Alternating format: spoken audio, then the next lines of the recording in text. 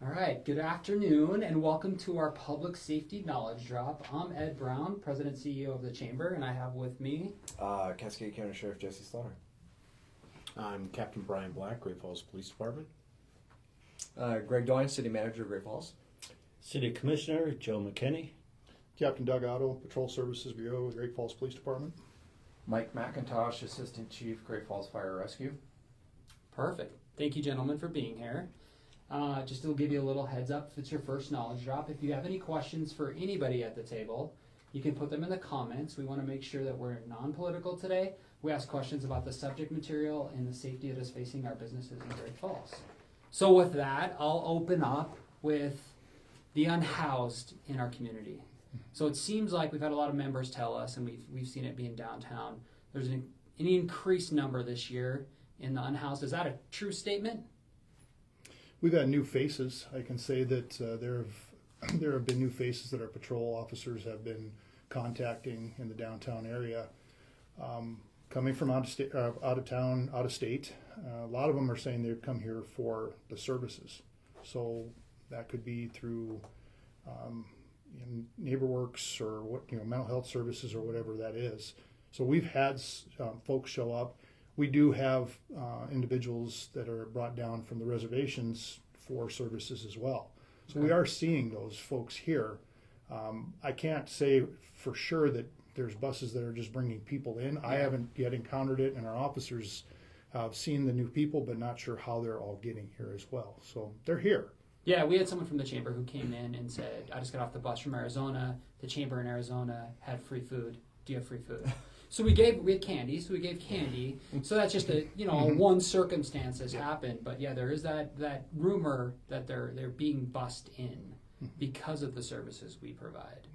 Yeah. And I guess I can say that that's the biggest thing. I think people aren't just showing up because, oh, hey, let's try this place here. It's a lot of people coming in for services because apparently us compared to other locations in other parts of the country, whether it's Washington, Oregon, because we're seeing some folks from there as well, they're showing up because of those services. So no, I guess we'll take that for what it is. And that would make sense that they would go to a community they thought could provide them with services that they're looking for. But to answer the first part of your question, and just to give a little bit of background, the social service agencies in this community, they do a point in time, a pit survey. Basically, they gather together, they have volunteers that go around and basically interview people that they believe are homeless.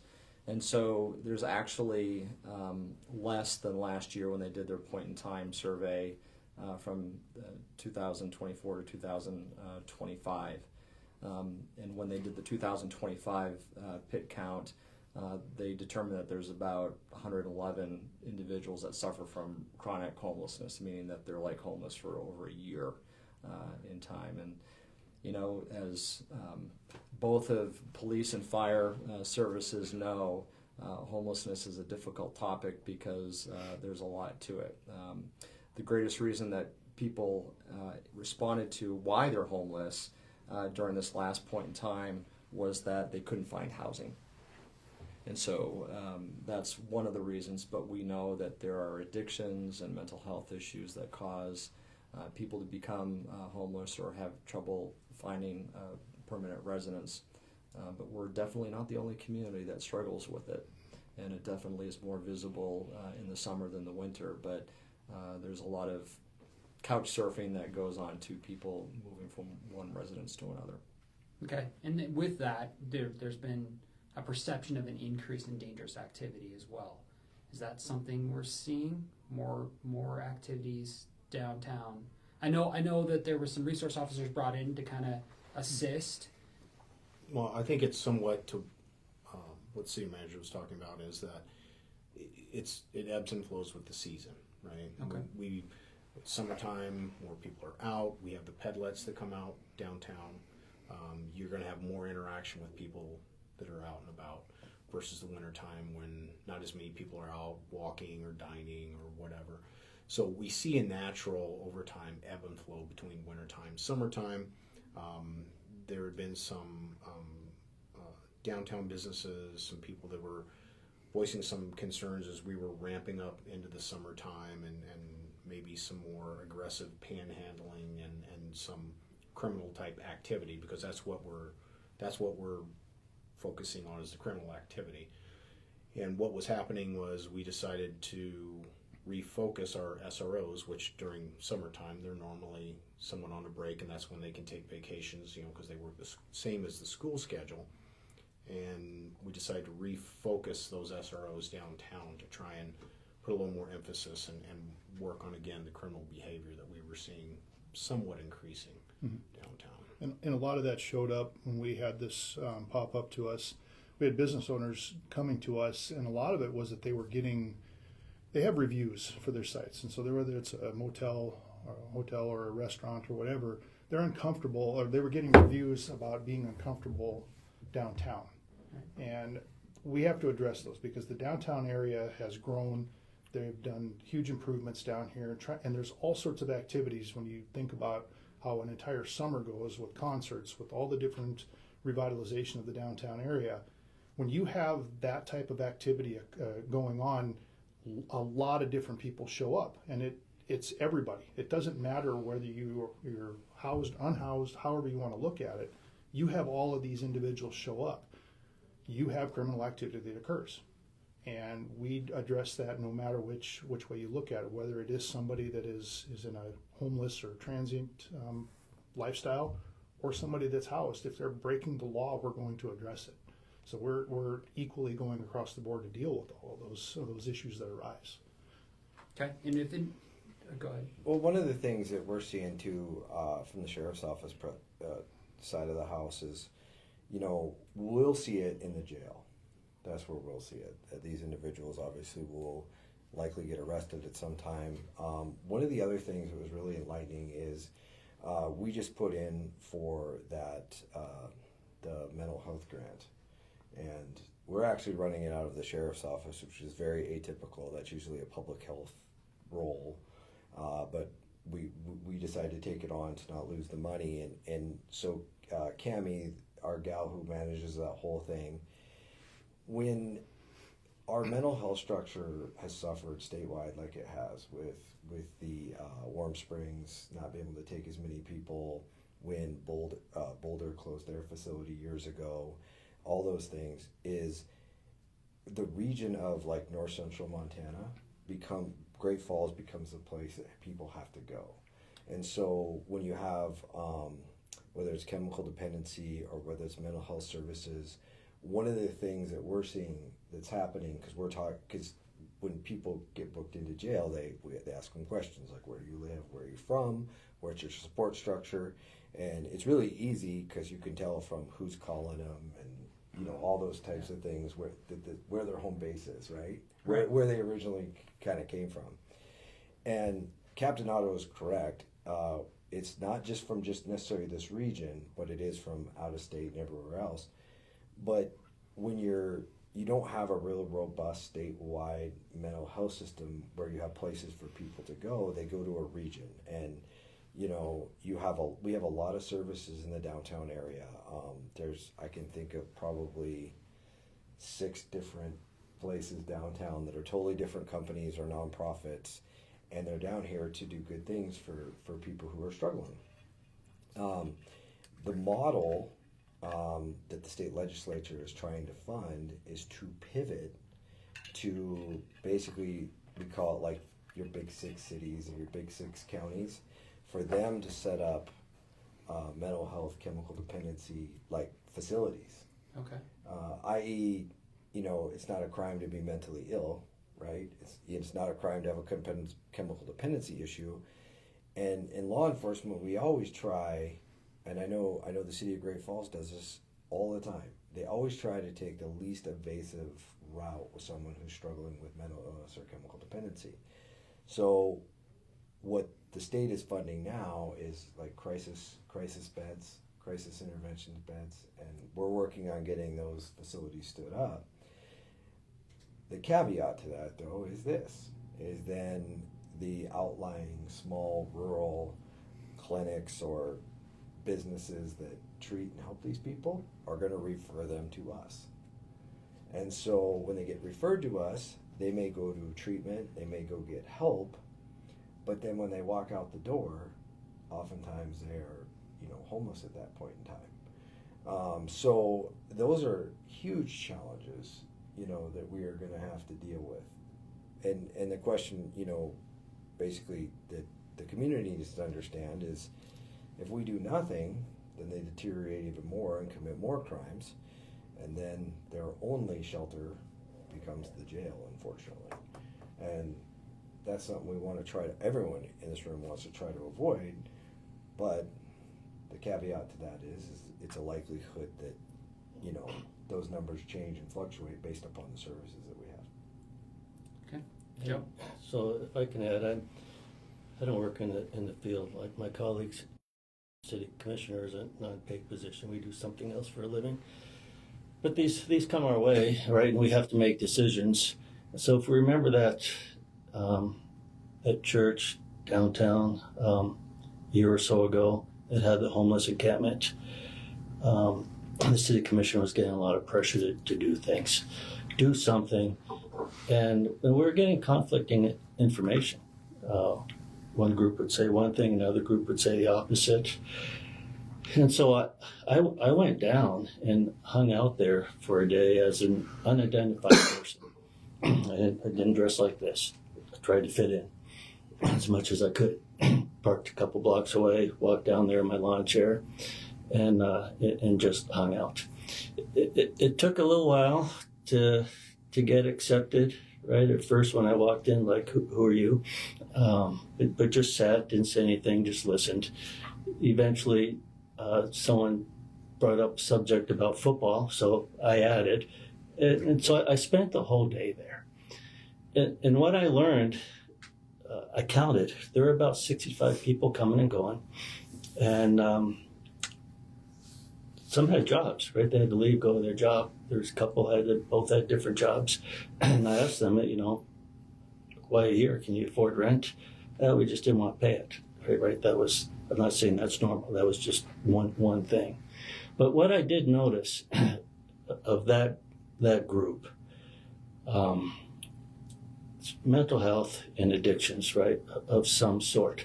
But even though there were about 65 there approximately that I counted, our social workers were there all day long.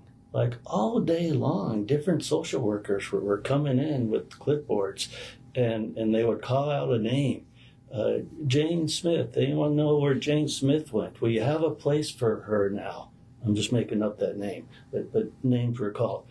Our social workers, they were there. They were there to help.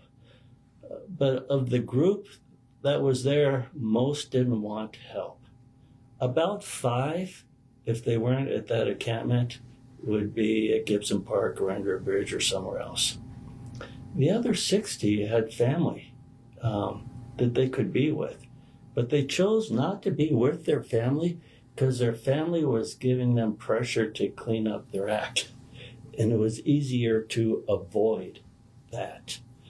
So it's just a perspective that I saw that there's a lot of help available, but too many of them just don't know how to ask for it or raise their hand and accept it.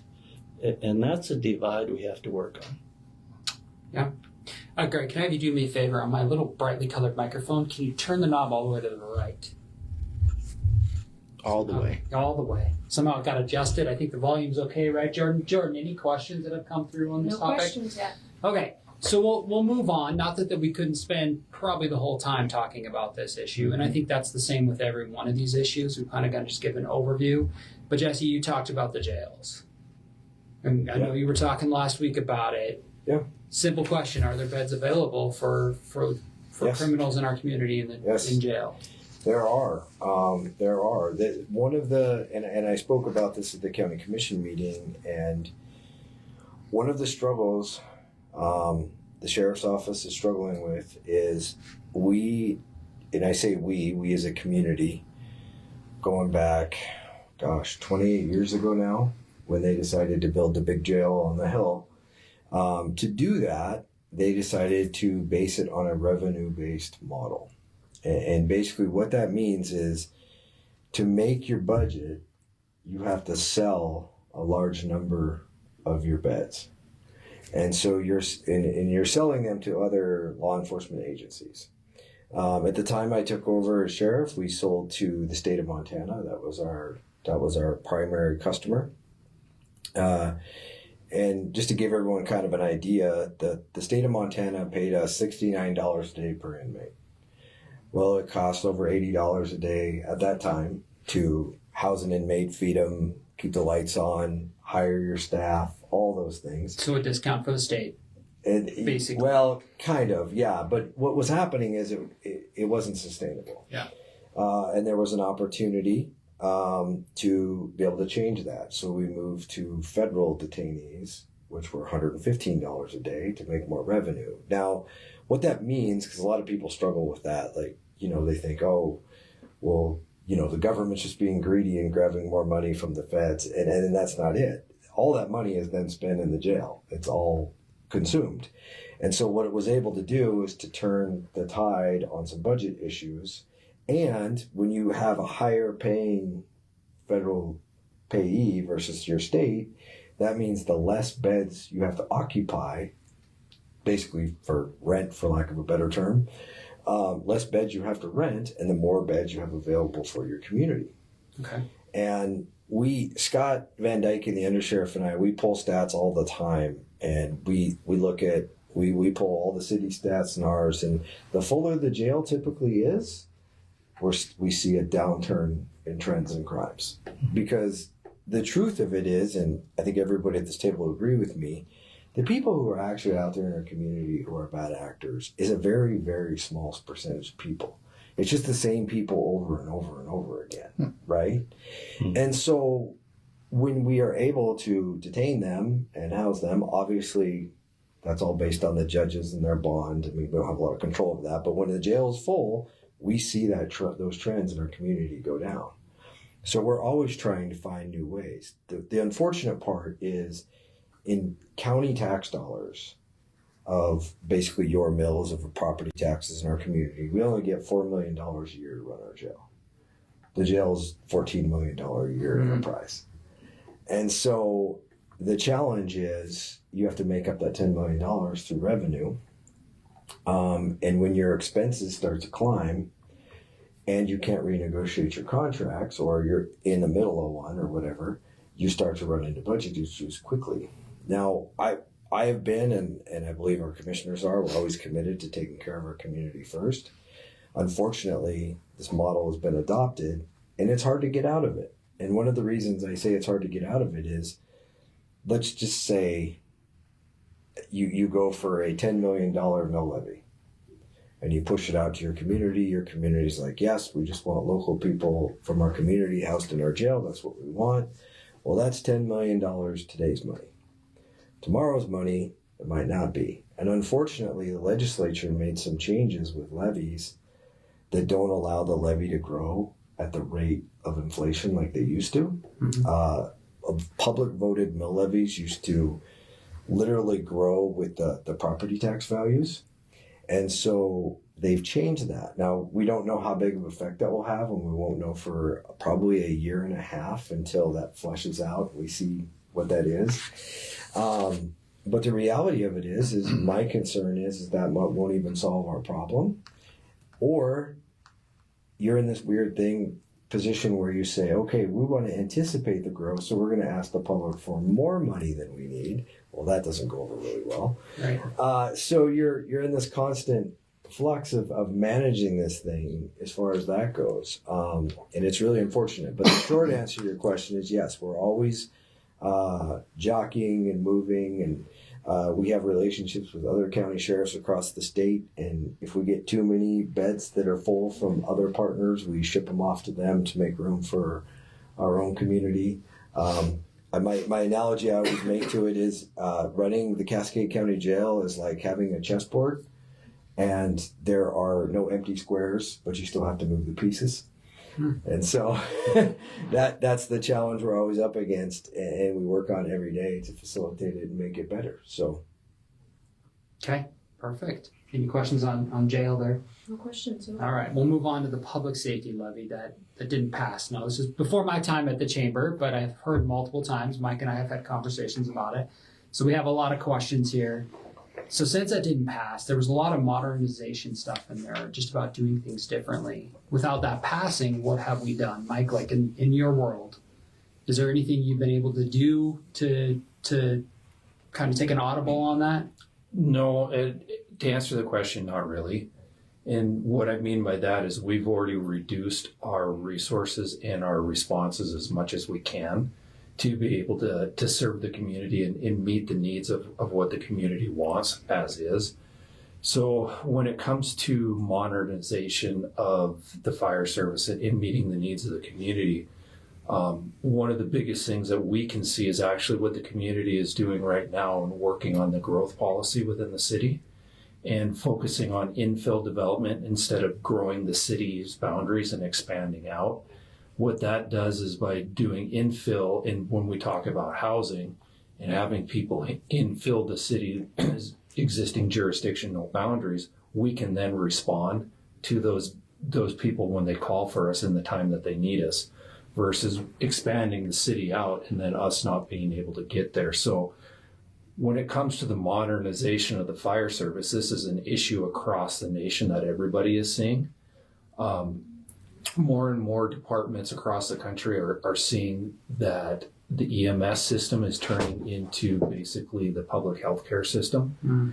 And you're seeing more community paramedicine and more of those types of services that are being forced upon the EMS system to diagnose in the field versus going to the hospitals. So across the country, fire service is having to get creative with how they are responding to those types of calls and how they're prioritizing them. Another issue that is really being looked at the national level when it comes to fire service, and one of the things we talked about for the mill levy was the insurance rating for the city of Great Falls. Yeah. And how we decreased.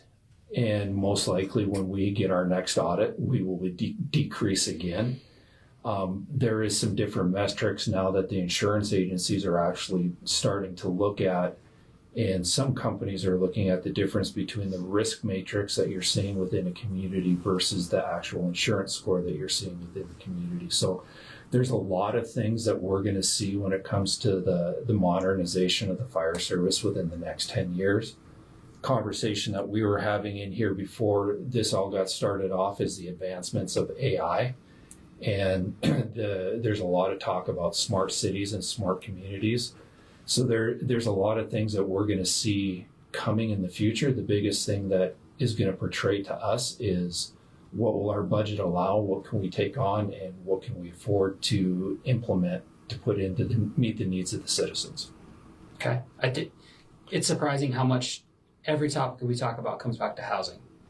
And that is not the topic for today's conversation, but it feels like it should be the topic for every conversation, because every conversation we have with business owners, every conversation we have with officials, it all ties back into housing. So you mentioned some stuff about infill development. So also, yeah, I could say that if you do the infill development, you're also taking some of those older buildings off that could be a fire risk, right? Correct. In one of the things too is we are seeing lots of modernization of the downtown area. Just this morning, I was over at the Bats building that NeighborWorks is working on, yeah. And you talked about the unhoused before. That's going to be something that NeighborWorks is going to be looking as a transition center to hopefully help with those people that are unhoused and those people that have the mental health issues. So that does help out a little bit to see that. There's a lot of people now that are taking interest within the city of Great Falls, and they're looking at redeveloping a lot of the downtown area to make more housing, to find areas for people to live. Great. Doug, how about you? Oh, sorry, go Greg. No, I was just going to add that it's just interesting. I'm not sure that the question was framed in the way that we're thinking. I'm wondering if people are like, well, we know there's been work at the fire station, so aren't you modernizing the fire stations and that kind of stuff? So the city did get a pretty good chunk of ARPA during COVID, and it has been utilizing that to basically renovate and restore these very ancient fire stations that we have. The 4 of them were constructed at the same time, so there's just a ton of deferred maintenance on them. And so everything from HVAC to doors, have been improved by using those monies, but I really wouldn't call that a modernization. Right. I would call that an update and renovation, and quite frankly, the facilities are still in pretty sad shape in many respects. Just their age and the way that they were designed for modern fire companies to respond and everything like that. So I'm not sure who asked the question. It was a good one, but people may be thinking that, gee, the city's doing all this work in the fire stations. But putting heat in a second floor firefighter bedroom area where it didn't have heat before, I'm sorry, that's not modernization in my book. That's just kind of, fixing something that was really wrong with the facility, if that was the intent of the question. Okay, great. Doug, what do you... So for us, we've had to prioritize, calls. When you talk about modernization and looking at what we only have so many numbers of officers that can respond. So we have to take a look at the calls coming in.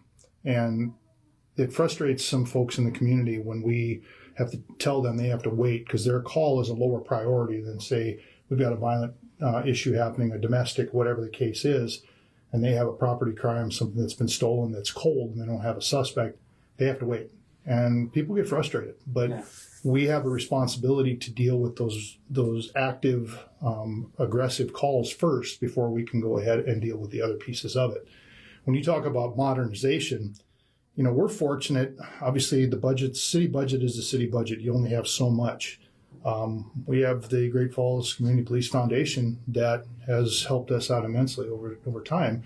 One of the biggest modernization pieces we have is we've added drones. And those drones, that's what we simply refer to as a force multiplier. So you have a drone in the air, that's better than 50 sets of eyes sometimes because you can cover a whole bunch of area in looking and dealing with something. And we've used them on crime scenes to be able to map crime scenes. We have the software that works with that. So there's modernization pieces we have. We try to keep our equipment as modern as possible because aging, old equipment, it fails. Right. So you have to maintain new equipment, and all of that takes money. And we're fortunate to have the foundation to assist us where our budget only goes so far. And the city manager talked about the ARPA funding. We were fortunate to get a piece of that to add on to our building, which, by the way, was built in 1928. It was an old auto parts dealership, but we had a spot where we had to add a piece onto it for just evidence. It's amazing how much stuff comes in, and we have to have a place to be able to secure all that, and we have to keep that, some of it, indefinite. So the modernization piece is always there. We just try to all the time look at what the needs versus the wants, I guess, is the simplest thing to do. So we're not wasting taxpayers' dollars, but we always can't we're not going to please everybody. Right. That's the easiest way to put it. And we try to keep and empathize with the public with what they're going through and the things they have happened, but we can't always meet the needs based on some of the stuff that happens. Well, I think to piggyback on what he's saying too is we've used technology or modernization to make our law enforcement more efficient. Is what we're trying to do. Primarily, when you look at, I'm looking at stats from last week, we had 918 calls for service. 918 calls for service in the week. And when you go with the amount and we're down officers right now, when you go off of how many officers that we actually have working within that 24-hour period, you're looking at each officer, and again, this isn't 14.7 officers on the street all at once. This is broken through shifts throughout the week. Each officer is handling about 9 calls a piece for that week. Or for that day, I should say. That's a daily. But that's the part where we do have to, like Captain was saying, we do have to prioritize what types of calls are coming in. Obviously, disturbances, partner family member assaults, thefts, robberies, active, those take precedent over other things. With some of the modernization is with our mobile data terminals, some of the other stuff, the drones, the ability for us to be able to shorten our time on a crime scene and document it better than the old school techniques has been much improved. So again, it's efficiency because we have less officers that have to do more, so we have to be more efficient in the way that we're handling our day-to-day calls. And there are other things out there that we're looking at But again, it's not like Captain Otto was saying. We're looking at almost things that are more of a necessity than a nice to have. Yeah. And with modern policing, the way things are changing, we are trying to adapt. We are trying to be efficient. We're trying to utilize those tax dollars as efficiently as we possibly can, and give the people what we can for what we're being funded with. And if I could just do a quick, I'm sorry, Jesse, if I could just do a quick follow-up, because there's something that you said in there that I think is important that we learned during the public safety levy, the initial ask, and that is that we gave the public a lot of stats.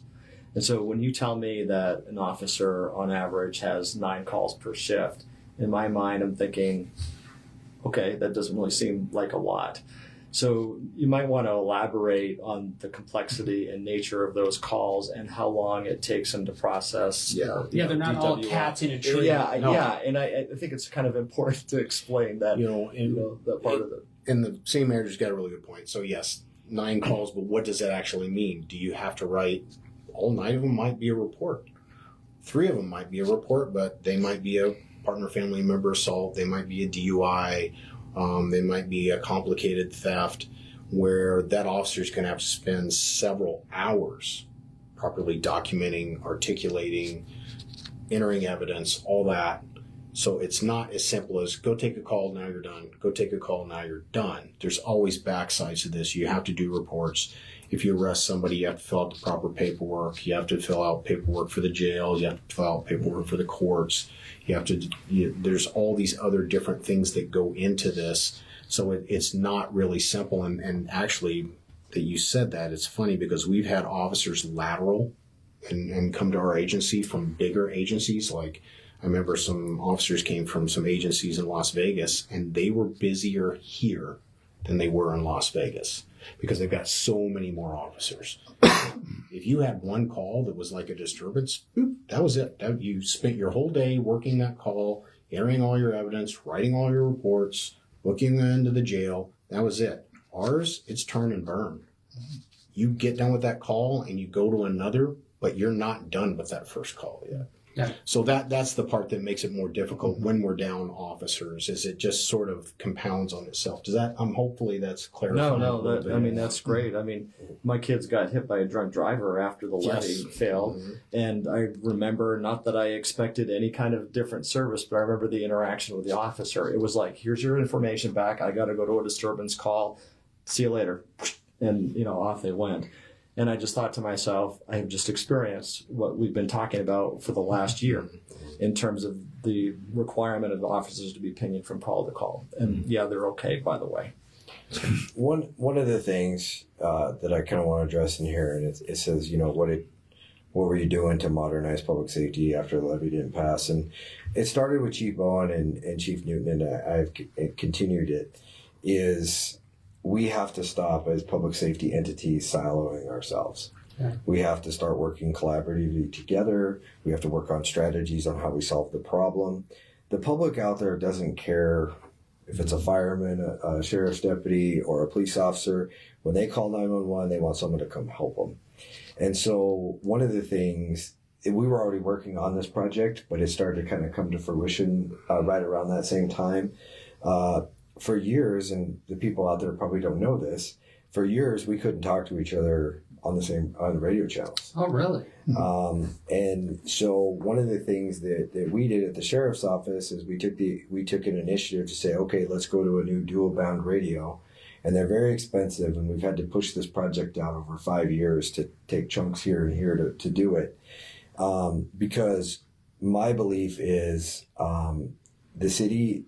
The city is in the county, and we will help them with whatever they need. And we actually, on our shifts, we deploy people into the city all the time. We're there to support the city, help them. If anything, just be present, right? Even if we're not on a call with them, be visible, and help everybody feel, comfortable and safe. But you couldn't do that until you could talk to each other, because before we could talk to each other, that was a problem. So one of the philosophies we've changed at the sheriff's office in the last 7 years is we do not we allow our deputies to work in the city. We allow it and we encourage it, and we work hand in hand. We combined our SWAT team, so it's one combined team instead of spending money on two teams. So we'll have like a better product for less money moving into the future, and we can bring more resources. And we're constantly working as a city and county together to try to marry as much things in law enforcement as we can. So we work together as a team. But if you don't have communications correct, we've even started working, our patrol lieutenants have even started working on policy so that they look the same. They've been working on certain different policies, because one of the things we were running into, because we started working together so much, is, Great Falls Police Department had a different policy on how they handle something in the sheriff's office. Well, you can create an issue for the poor public because the expectation's different with your agencies. Now, there's some cultural things and some traditional things that don't get quite changed, but I'm really proud. Our patrol lieutenants meet monthly, and they work those things through. And they're like, how do we make it so if whatever uniform shows up, that the public's getting customer service they expect? And that's with communication and, working together and communicating and avoiding, and even we work with Great Falls Fire all the time. Rescue Task Force, our school safety initiative. We have our school safety program, and the funding that we got from our levy bleeds over into the city with technology and different things. And we are working really hard to make it so that the expectation in our entire county, not just our city, is the same, and that we're all clicking on the same. And I think that's an important piece. I mean, the safety levy failing in the city is frustrating for infrastructure. So we have to get super creative and come up with other solutions. The concern that I have, we are seeing a lot of growth in the county. Some big businesses have started to come in, growth is happening. So the capacity for the sheriff's office to be able to be involved in all that stuff long term, I mean, we always will be, but to the extent that we can, as the county grows, that's going to change vastly. And Sentinel Project and everything else coming in the future, when we have working man camps and different things, we're going to stretch ourselves out.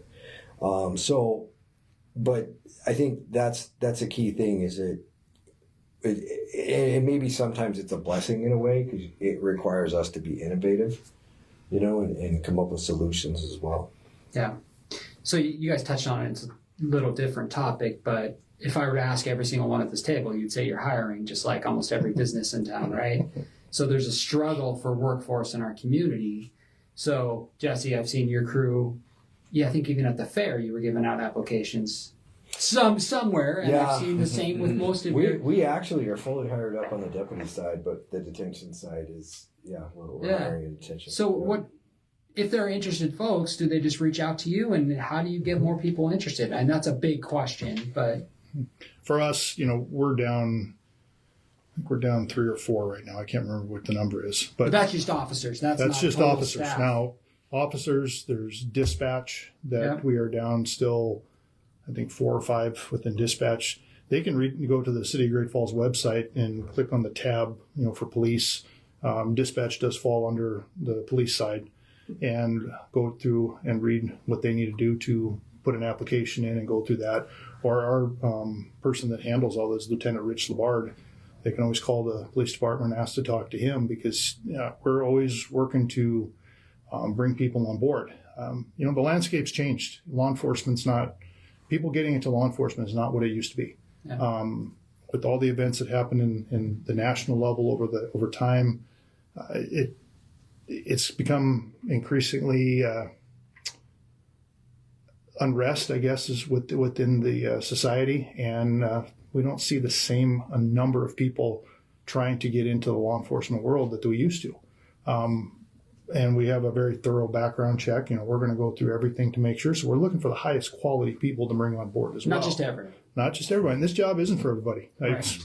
You can look at even on the fire side. It's not for everybody, because you see and hear things that the normal average human doesn't see or hear, nor would they want to hear. But we always look for that quality to bring somebody on and make sure we have that right character when we bring them in to start doing this job. But we're always looking for them, and they can contact us at the police department, and we'll get you the right person if they're interested. Same with the fire, right? I mean, it takes a special person to be a firefighter. You guys are a little crazy sometimes. A little crazy. Is that what you're saying? Why? Because we like to run into burning buildings? Yeah, but you're saving people. Yeah. I mean, that's a big benefit. No, we're lucky in the fire service. Unlike our brothers in law enforcement, a lot of times the fire service is still considered one of the most sought after careers out there in the country. So it is a very competitive market to get hired in the fire service anywhere in the country. One of the things, though, I will say, like Captain Otto said, we are seeing a decrease in the amount of candidates that are actually applying to get into the fire service. For an example, when I went through to test to get hired in the fire service, I tested with over 500 people that went through, and now the testing process, you're lucky if you get 250 people there. Wow. So it's decreased across the board, and with that, fire departments across the country are all looking for good quality candidates, and there's less to choose from. At Great Falls Fire Rescue, we're super lucky. We don't have a lot of turnover within our department. Right now, we have one new recruit that's going to start on shift next week, and we're hiring for a new assistant chief of special support services that we're doing a nationwide search for that. And we just lost a great employee. We hate to see him go. Super good kid, but he got the opportunity to go and enter into Green Beret training. So Wow. how can you outside that for someone? So we're going to be bringing on a new employee here within the next month or so. Our testing process is we're part of a statewide consortium where all the big 7 test at the same time, and they do that twice a year. And so to be eligible to even interview with any of those departments, you have to go through that testing procedure and pass that testing procedure before you can interview. So for anyone that's interested in getting hired in the fire service, like Captain Otto said, you can look at the Great Falls Fire Rescue webpage, or you go to the Montana Firefighter Testing Consortium, and then it'll provide all of the information there that you need. Okay. Jordan? Well, one thing that I will say for us, when you talk about employees and everything, and we talk about the city of Great Falls, and we were just talking about the mill levy, right now we're staffed with the same amount of staff that we had back in the 1980s, and our city has grown. Realistically, where we need to be as a city right now is we need to have 2 more stations and possibly 30 new firefighters that we need to have on board just to meet the call for service demand within the city of Great Falls. So if we ever get to that point and the city and the citizens are willing to help support that, we're going to be looking for a lot of good quality candidates that want to live and work in Great Falls, Montana. Great. Jordan, any questions? No for Joe? questions. Okay, go ahead, Joe. So, yeah, if I can add, I think there's a point maybe that we're not hitting hard enough when it comes to hiring, both for the police and the fire department and the sheriff.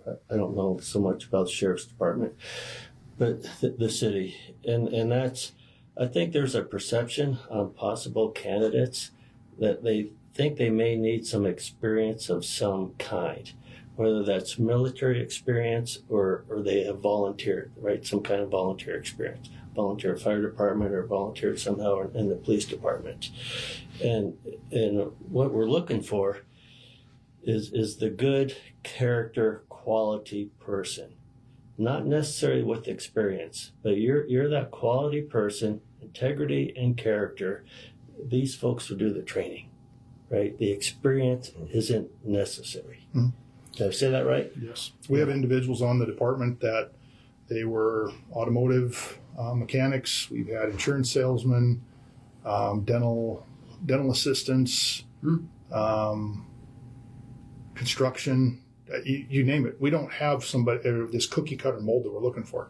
We have so many different people that have come on our agency that have done so many different things. It's great because we need something need help with something, you can Right. find it within minutes. Right. If you got a question, Just a cavity? how does this work?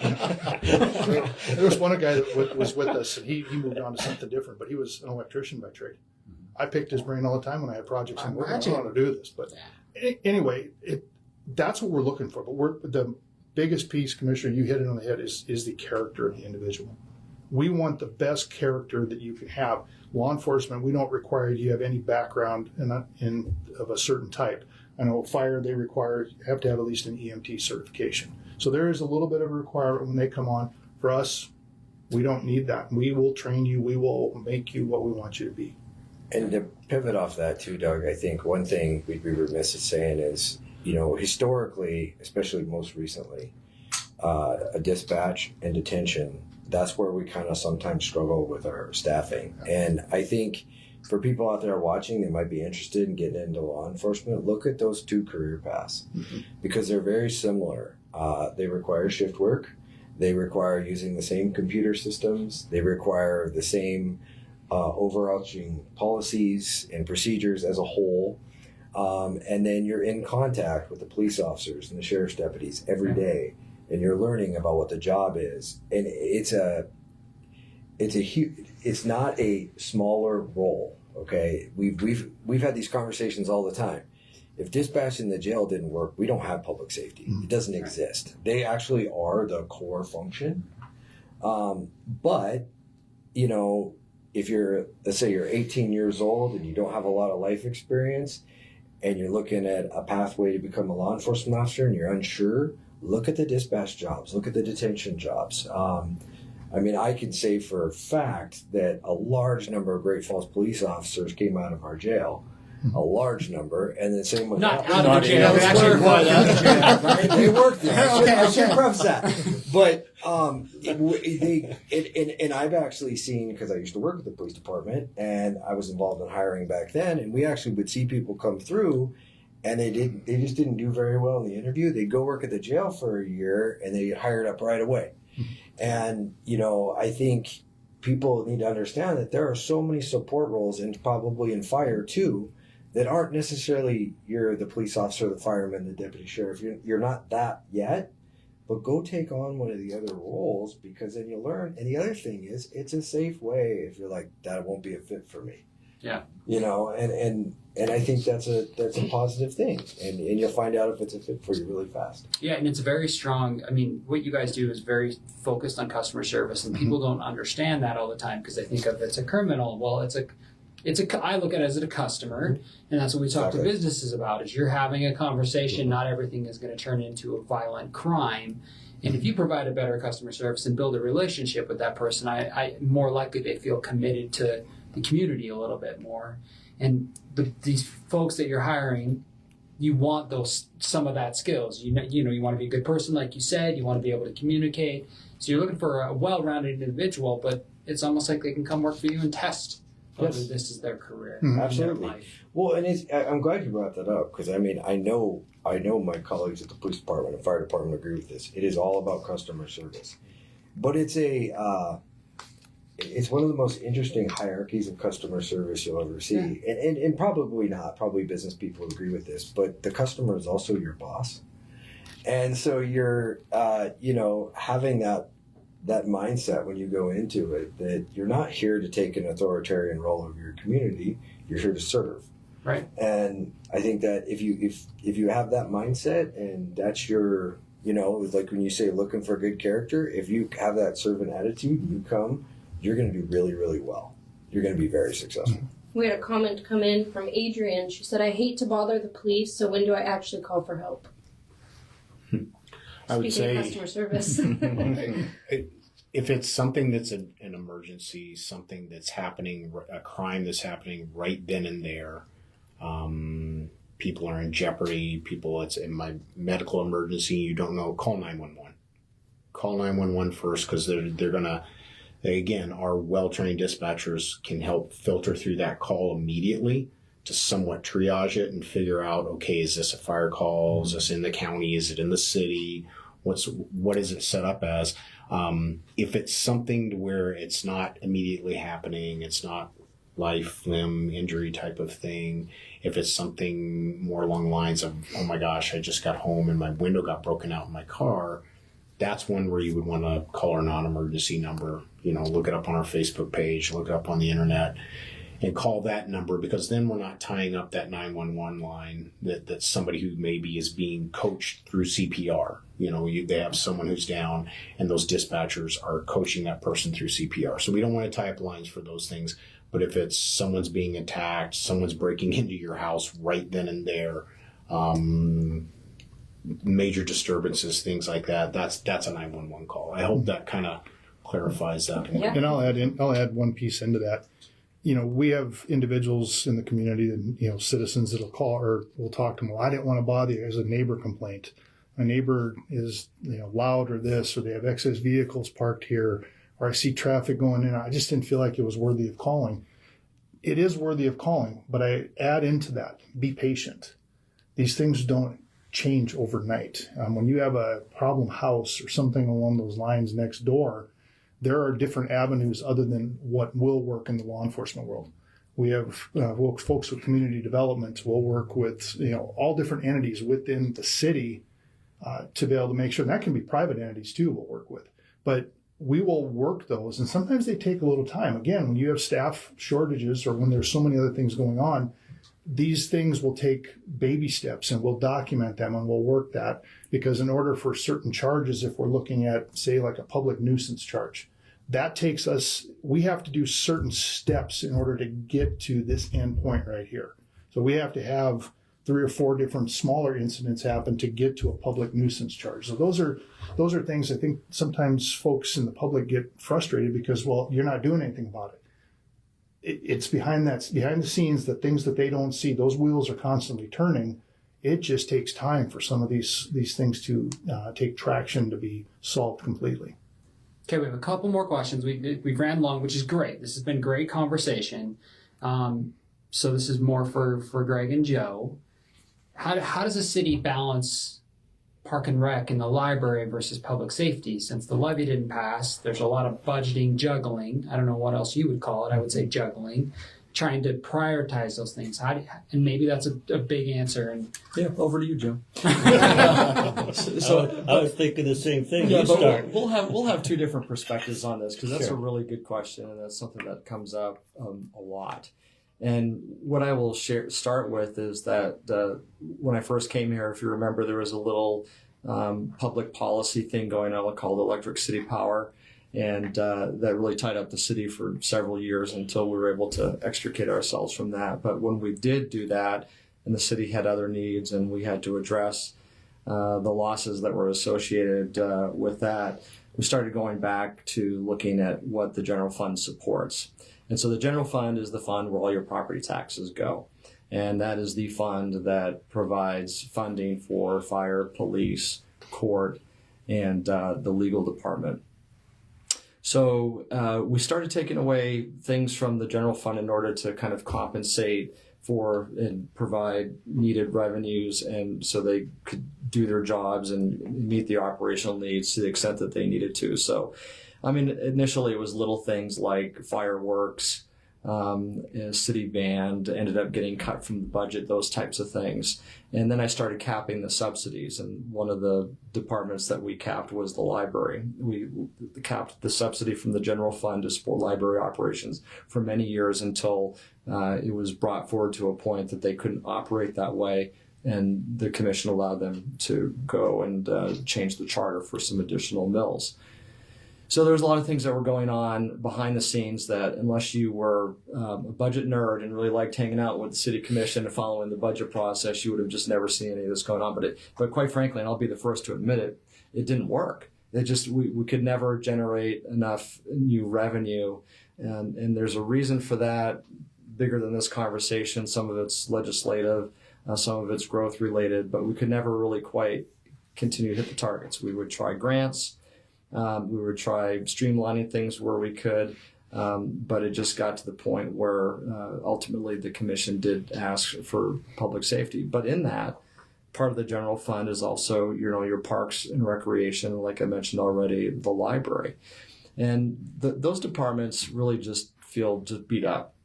because they never feel like they get the attention that they deserve or the recognition for the services that they provide the community. And I totally understand that.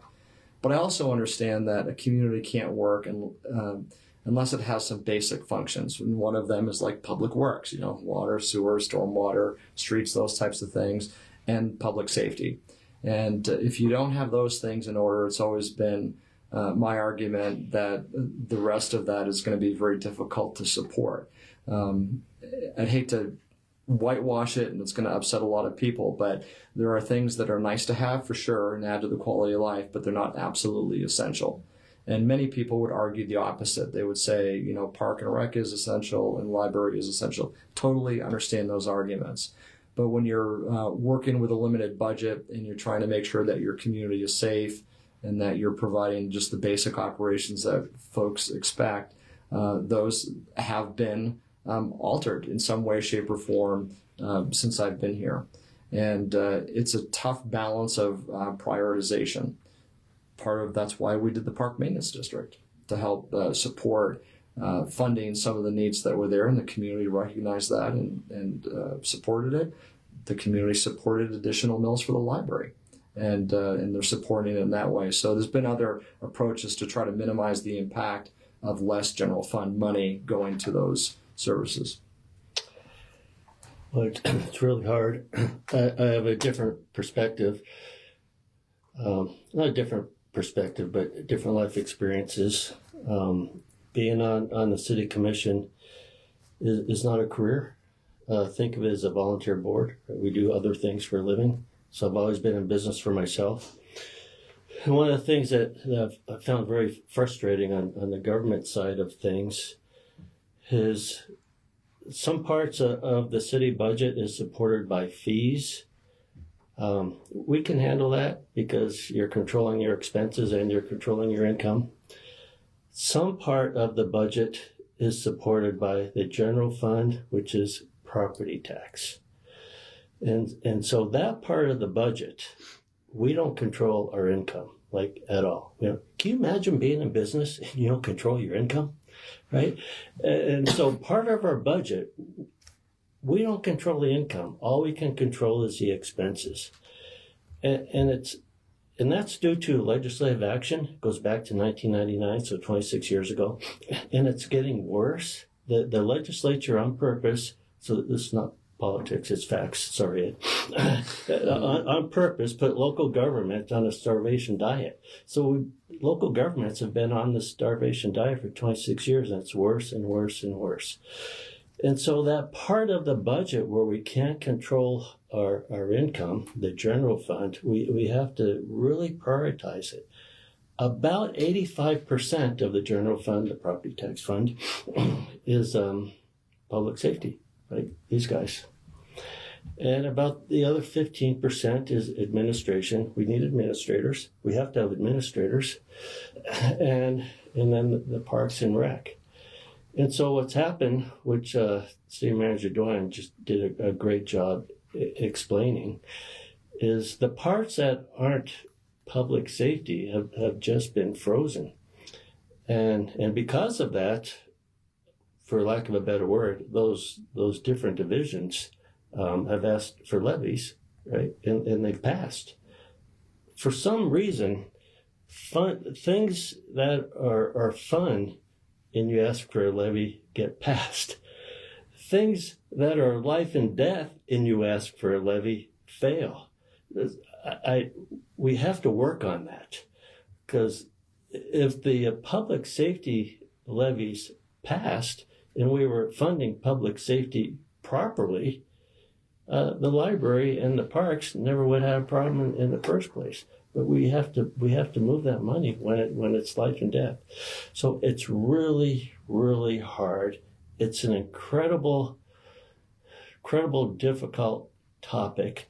We don't control our income at all. And so the tax system needs work. It's a big picture problem. And that's the best I can do. And, and to add to that, it's just, the taxpayer, I think if you asked anybody watching, they'd be like, well, my property taxes feel like, you're not living on a starvation diet, so yeah. What's going on?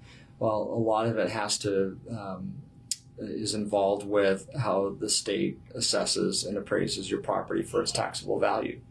And so the legislature has made some changes again, which remain to be seen, that will affect us next year. But there will be a stronger impact on the general fund, aside from the statewide property tax cap that we have. There will be a stronger impact on our general fund, which will affect services. I'm just telling you that now. I just know that that's going to happen, because unfortunately our expenses don't go down, and the consumer feels that, and so don't municipalities. And so we have to manage it, and we're all kind of waiting, kind of holding our breath to see what next year's legislative changes will mean when it comes to doing the budget. But it's a fairly complicated topic, and I understand people are frustrated about property taxes. That's definitely what the legislature hears, and that's what they try to fix and address. But we don't even raise enough property taxes without the entitlement share. Again, I'm budget speak, right? To cover fire and police. And why show that slide every budget cycle? It's just to kind of, accentuate and highlight the fact that it feels like we're, continuously taxing folks. So what's the problem here? Why can't you support it? But really that entitlement, the money that comes in from gambling and liquor sales and other things that we get, is what kind of balances us and allows us to work. What really allows us to work, though, and I want to put this out there, is quite frankly our employees. It was mentioned early on that people don't care who shows up, just that somebody shows up. And the departments, including the Sheriff's Department, works really hard to make sure that when you need help, somebody shows up. And because we have great folks in all the departments, normally that happens. Sometimes it can't happen all the time, depending on what's going on.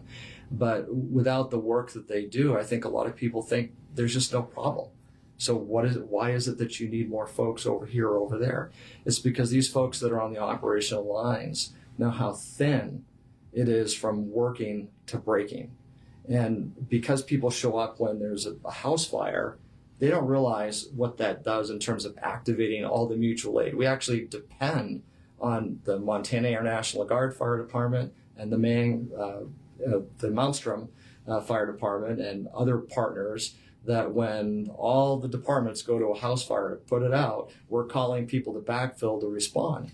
And what I've observed firsthand is that when they show up at a call, people aren't looking at their patches and they go, "Oh, you're from Malmstrom, that's interesting." They're just happy to see red lights, or in some cases blue lights, for the police services that are rendered as well under mutual aid.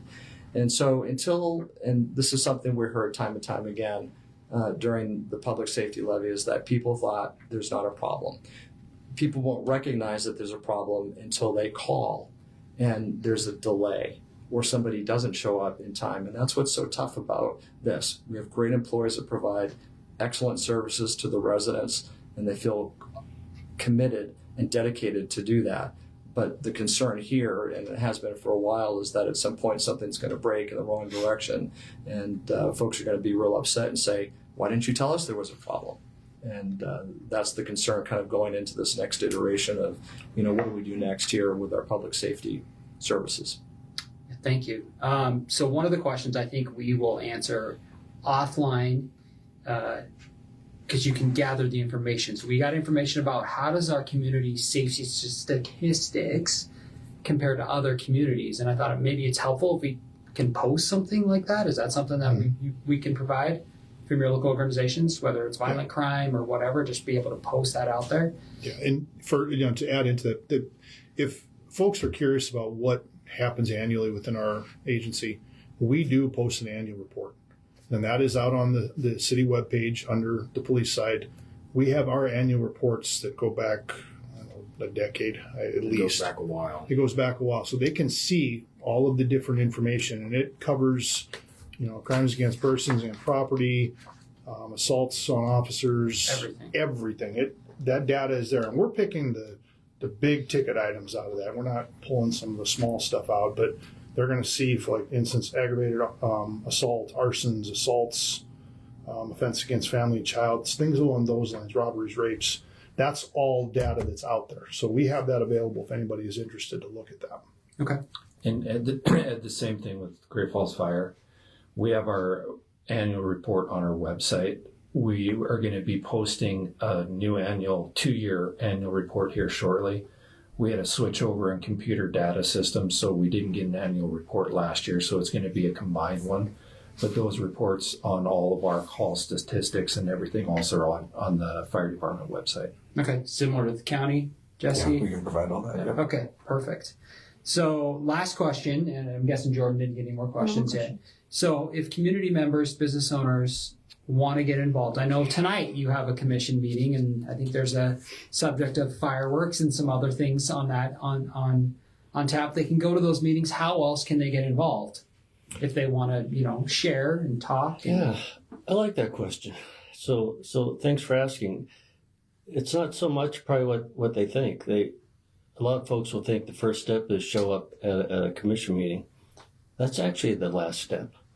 So think of us again as a volunteer organization, right? We're at the city commission, and we're your neighbor, we're your friends, we're your coworkers, right? This is not our career, right? We're out in the community, we have jobs, and we're next to you.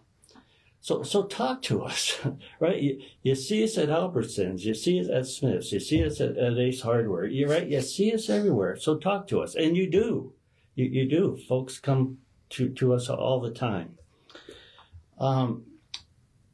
Look up our phone numbers, right? It's on the city commission website. My cell phone number's on the city commission website, right? Something's on your mind. You hear about something, call us direct.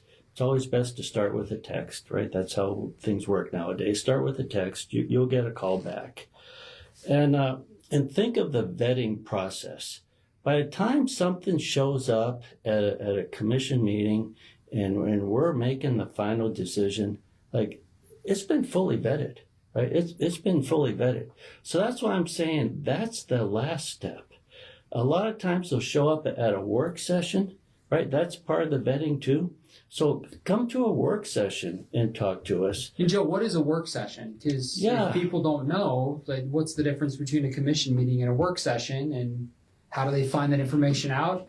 Yeah, thank you for asking that too, because I didn't know until I became a commissioner. Right. I thought I couldn't go to work sessions. Same. So thank you. So commission meetings are the first and third Tuesday of every month, start usually at 7:00. The work session, which is more low key, where we're vetting things to decide if we should make a city decision, started about 5:30, right? Same days. They're all open to the public.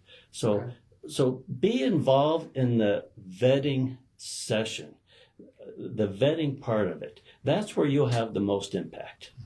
And Jesse. Yeah. Jesse, do they have similar with the county? Yes, definitely get involved in your county commission meetings. They do theirs during the day, but you can join online on Zoom and check them out.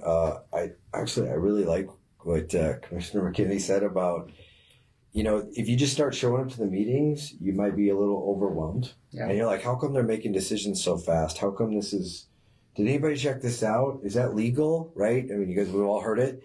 And it's all been vetted through all those processes by the time it gets there, so they can make that public decision. So that's really good advice. The other thing I guess I would say this is, think about public safety and the ripple effect. And what I mean by that is, we've all kind of touched on it here, but when a state legislature knocks on your door and they're running for office, and they're like, hey, I'm here to lower your taxes. Yeah. When a state legislator knocks on your door, and whatever issue it is they have, ask yourself the question, what effect does this downstream have on me if you do that? And ask those questions, because a lot of times people say things to just ease the pain of a situation. Like, well, I just want to, ease the pain that people are going through. And it comes from a place of I think, real honesty and caring. It's right. It comes from the right place. But then when they knock on enough doors and no one asks them what the consequence of that is, then they get to Helena and they're like, well, I made a promise. I got to see it through. And sometimes they even know. I've even talked to legislators and they're like, I know that consequence is not good, but I promised everybody I'd do it. I keep my word. So ask your lawmakers who go to Helena hard questions about the consequences for their decisions. Because they may say, I want my taxes lowered. But you need to find out what that means. And if you're okay with that, then vote away. do your thing. You know what I mean? I have no problem with that. And then understand the other thing I want everyone to understand, it's been touched on here too, is that people a lot of times in government will be like, well, I want the city to do this. I want the city to do that. I want the county to do this. You know, they don't understand that they're all entwined. So our county attorney prosecutes all of our felony cases. The jail, county jail, it houses all the city inmates. And so anything you do in any part of it affects other parts, just like the state legislature affects us. And so that's probably the biggest thing I see people struggle with when they understand how things happen and why they get so frustrated. And Greg Doyen touched on 3 or 4, downstream tax things that are coming that are going to have huge impacts on local government. And just, instead of maybe going, okay, this is that one thing I want, find out what the downstream effect might be. And back to what Joe said, call us. We'll probably be able to explain it to you. Great. Anybody have any final thoughts they want to share that we haven't covered, discussed? No, the only thing I'd say based off of what these 2 gentlemen said is for community to get involved, 2 things I just thought off the top of my head is, number 1, for those in the community, go to your neighborhood councils. Okay. That's a great place to start where you can get involved with what's going on in the community, public safety, all of those things. And then the other avenue is, which Captain Otto brought up before, is if people are involved and want to get involved in public safety, the police department has their foundation. The fire department has a foundation where we're always looking for people to get involved and get in to help out with our organizations. And that's a fantastic way to learn about what's going on at Great Falls Fire Rescue in the police department as well. And if you want to understand the inner workings of how we do, we have a Citizens Academy. All organizations have them. The Sheriff's Office, fire, us. Yeah, I think we all do. We all do. Ours got cut, COVID. So. Okay. Yeah. So we have that. If people want to understand truly what we do, come and join us for 8 weeks. It's one night a week. And you're going to get the behind-the-scenes look at how the officers, the detectives, the support staff, how everybody functions. And you're going to go on a ride-along, and you're going to actually get to see what happens on the street and what our officers deal with. It's the best way for anybody in the community that doesn't understand what we do and tries to figure out why we do the things we do. Come ride along with us and do this academy, because you're going to see a whole different light of things, and it'll open your eyes. And we did make it. They do them spring and fall, and then we put ours in the middle in the dead of winter so that we didn't conflict with each other. Yeah. So if you want to get a wide variety, yes. That's great. I didn't understand. No idea that you guys had those programs. Yeah. We have Leadership Great Falls, which people get behind the city of Great Falls, behind the businesses, and which makes Great Falls function. And now you have something at the city government. You have we said that got cut too. That's a casualty. Yep.